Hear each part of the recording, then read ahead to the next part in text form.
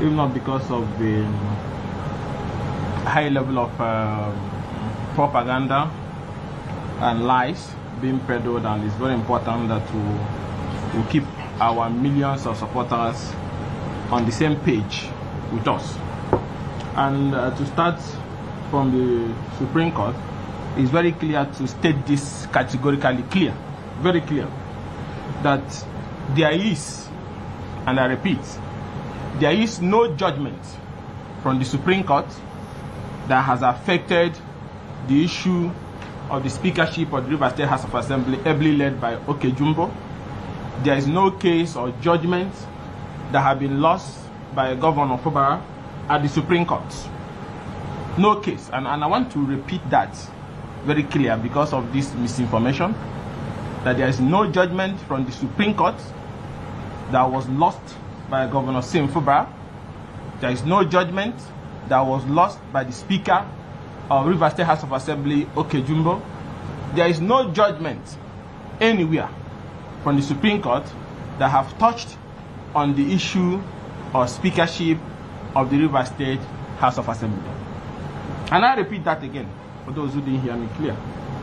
There is no judgment from the Supreme Court that was lost by Governor Fubara, and there is no judgment from the Supreme Court that affirmed the sacked Pro-Wike lawmakers.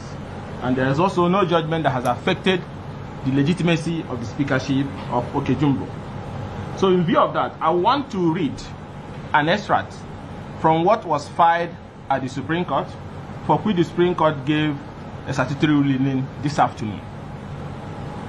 As you people can remember, there was contention over where the budget of 2024 last year should be presented.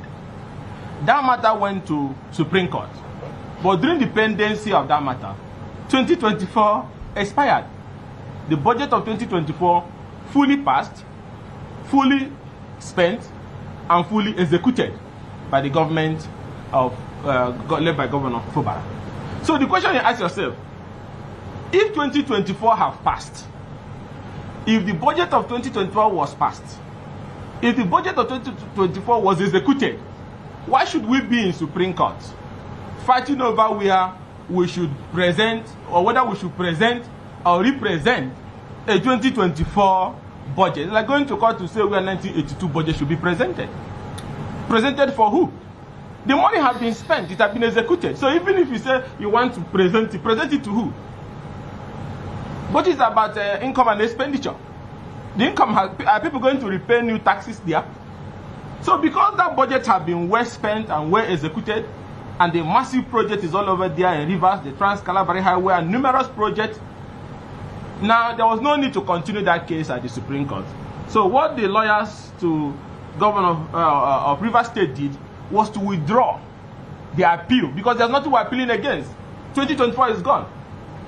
2025 has been passed. 2025 is what is being executed as we speak now. So it was a mere total academic essay, and that is why they discontinued that process. And in that case, the court will normally strike it out. So where is the victory? But because, I don't know why the Pro-Wike group likes political masturbation so much. Maybe it helps them to relieve the pressure of the fact that they cannot dip their hand into the public purse of Rivers people. Now you don't go to town and say he won. You didn't win anything. Look at it here. Governor Fubara withdrew it, because there was no need appealing over where 2024 budget should be presented. It's like arguing over where 1999 budget should be presented. The taxes have been paid, the taxes have been spent. So to save the Supreme Court time, so that you don't go about, litigating over somebody who is a matter that is dead, they withdrew it, and that is SC/CV 1071/2024. And let me read what was filed in court, for you to understand that these people are just local propagandists. Now, between Governor of Rivers State and the sacked lawmakers. Now, notice of withdrawal of appeal pursuant to Order 11, Rule 14 of the Supreme Court Rule 2024, and under the inherent jurisdiction of this Honorable Court. Take notice that the appellant, which is governor of Rivers State, hearing intents and wholly, that is voluntarily, withdraws his appeal against all the respondents in this appeal. The appeal has been overtaken by events dated this 6th day of February 2025, filed by Professor Yusuf Ali, SAN, and Chief Chris Uche, Toyo Yotibo, and so on and so forth. And let me read it again. Take notice that the appellant, hearing intent and wholly, withdraws his appeal against all the respondents in this appeal. The appeal has been overtaken by events. Is it that they didn't go to school or whatever they take in FCT?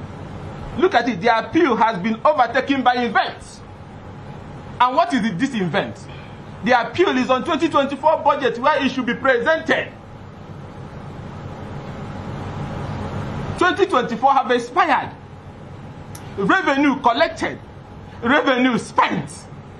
And the man says, by the same order 11 rule 14 for the Supreme Court rules, why should we go and be wasting the time to discussing about a dead matter? Are we going to collect new taxes? Are we going to do new expenditures? The matter is dead, and that is why they withdrew the matter, and the matter was struck out. It is the procedure. So the information flying about it just to me is a local propaganda that maybe gives them a temporary relief, or the fact that they find it difficult to live with the fact that the treasury of the people was not open to them to continue plundering as they used to do. So therefore, he said, "Oh, Supreme Court, who wins?" And nobody won, nobody lost. It was a sure they are the one who lost because the matter is dead. 2024 have been collected and spent, despite all the noise they were making, and now we are in 2025. So there was nothing that warrants all this propaganda. So and that's why I want you media people to also have it.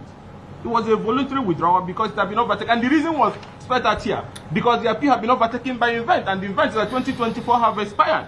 It is on that ground that the case was struck out, and that has ended the matter.